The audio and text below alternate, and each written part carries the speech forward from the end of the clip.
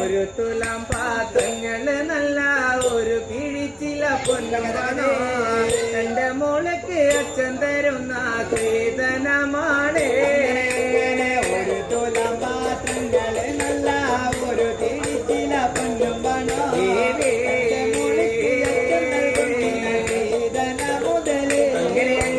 രണ്ട് തുലാം പാത്രങ്ങള് നല്ല രണ്ട് കിഴിച്ചില പൊന്നമാണോ എന്റെ മോളക്ക് അച്ഛൻ തരുന്ന സ്ത്രീധനമാണ് പാത്രങ്ങള് നല്ല രണ്ട് കിഴിച്ചില പൊന്നമാണോ